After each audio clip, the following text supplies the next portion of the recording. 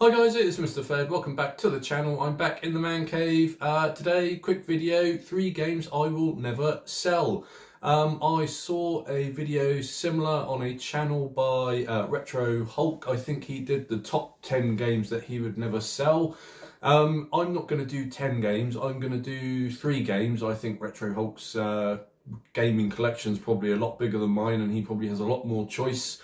I'm going to pick one game for each of the 3 systems that I own. So 1 game for the Super Nintendo, 1 game for the Wii U and 1 game for the Switch. But first, before we get into any of that, I want to show you the world's largest can of beer, which I picked up from a store called B&M. You look at the size of this monster. I think this cost me about £3.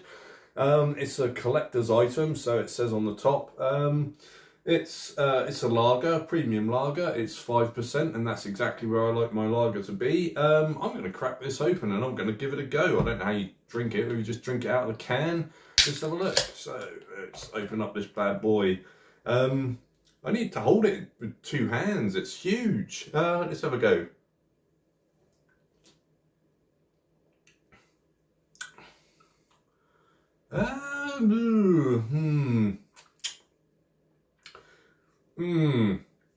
Let's try pouring it in a glass, see if that makes any difference. It tastes a little bit metallic-y to me. It's got a bit of an aftertaste to it. I'm not keen, I'm not loving it, but let's have a look. So I poured it in my Philadelphia Eagles glass. Got a pretty decent head on it. It's a bit dark for a lager. I like my lager to maybe be a little bit paler than that, but let's have a go out of the glass.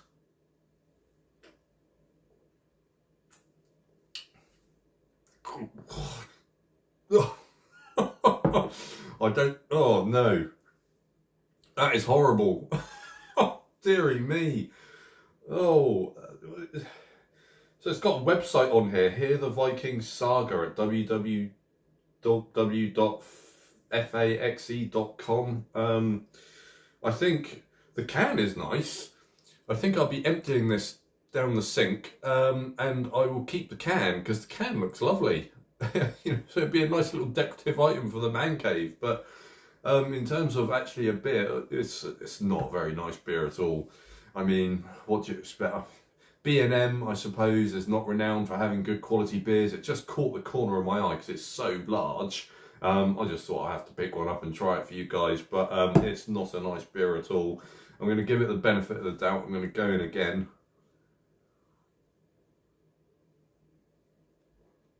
Oh, dearie me. It's that aftertaste. It's absolutely, it's vile. I can't drink it. I'm not going to finish it. Anyway, let's get on to the games. 3 games I would never sell. So I picked out 3 games. The first game I'm going to show you is this one right here. NHL 97. It's a very rare game on the Super Nintendo. It came out towards the end of the Super Nintendo's lifespan. For me, it's the best hockey game ever made. Games on newer systems like Xbox and PlayStation hockey games are not as good as this. If someone asked me what's the one game I'll take with me onto a desert island, it would be NHL 97. It's got some really, really addictive gameplay. It's got, you know, it's a nice sim moments, like with all the line changes and that, but it doesn't make it too complicated. I cannot stand sport games that, you know, they make it so complicated. It almost sucks the fun right out of the game, doesn't it? But, you know, you go back to the 16-bit era, you get some cracking hockey games on there.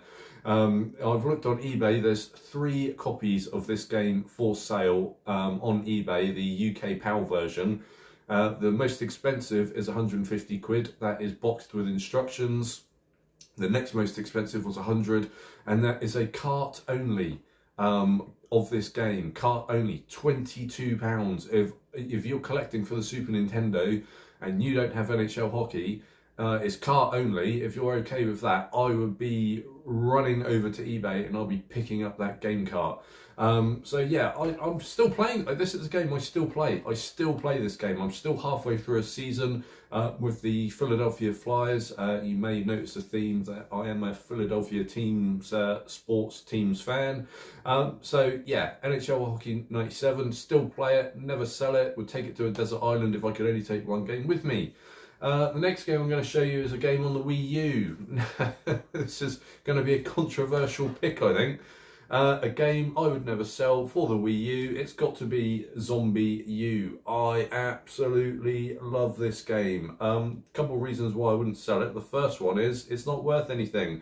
You can probably pick this game up for less than a £5 now. The second reason I'll never sell it is, for me, it's one of the best Wii U games I've ever played. It's one of the few Wii U games that uses the totality of the gamepad and really gives you that full gamepad experience. In essence, when you play this game, it will your gamepad is also a communicator with, you know, back and forth with the prepper, but it also acts as your rucksack. So when you're rooting around on the gamepad, it kind of simulates the same sort of feeling that you'd get as if you're looking through your backpack trying to find an item. Now, when you are looking through your backpack or, you know, shuffling through all your items on your gamepad, you need to make sure there are no zombies around, because the game doesn't pause. You're looking through your backpack, you could be attacked by zombies. Now, I had to learn that out the hard way and I died a few times. I couldn't understand it when I was looking through my backpack on the gamepad why I was getting attacked by zombies. Well, the game doesn't pause, and it wouldn't pause in real life, would it, if you were looking through your backpack? But yeah, I absolutely love this game. Someone explain to me what has happened to Ubisoft. Ubisoft was such a tour de force in terms of like a third-party gaming developer, but outside of Mario Rabbids, Sparks of Hope and Kingdom Battle, I mean, Ubisoft, the quality of their games is almost sort of fallen off a cliff edge, hasn't it? I do not understand why what's happened to Ubisoft and why the quality and content of their games has it's gone downhill for me. I don't know. Put your thoughts in the comments. Have you got any thoughts about that and Ubisoft's output? But this game, what's about 12 years old now, but it's still absolutely brilliant. I love this game and I will keep playing it. Now, for the Switch, a game I'd never sell, it was a little bit harder to think of one. So I came up with this, Labo. I wouldn't sell my Labo. Now, I've got my Labo down here. I'll just quickly pick it up, show it to you. This is the virtual reality Labo with the goggles. You slot your goggles in there, I think, and you hold it up to your eyes and you fire various things in your virtual reality world. I wouldn't sell it because I'm curious as to how many of these Labos, you know, they're not being produced anymore, but how many of these will actually survive, or how many of these have been trashed. I'm just wondering whether, you know, will cardboard become a little bit of a collector's item as time goes on? They're not making these anymore. They're pretty flimsy. I have a feeling that, you know, some of them probably got sat on, crushed, ripped, torn. I keep my Labo in excellent tip-top shape, as I keep all of my games in tip-top shape. So I wouldn't sell it because I'm curious, as time goes by, if farther time goes by, whether these will actually survive and whether they will eventually be sought after as some sort of, well, very old retro kind of gaming device. Well, don't know, time will tell. So that's a quick whistle-stop tour, really. Quick video, 3 games I would never sell. Hit me with the games that you'd never sell in the comments. I don't know what I'm going to do about this beer. Oh God, it's horrible. It's nasty. So that's in B&M. It cost me about £3.30. I would avoid it like the plague. However, the can looks cool. I am going to keep the can. So that's the end of the video, guys. Thanks for watching, and I will catch you in the next one.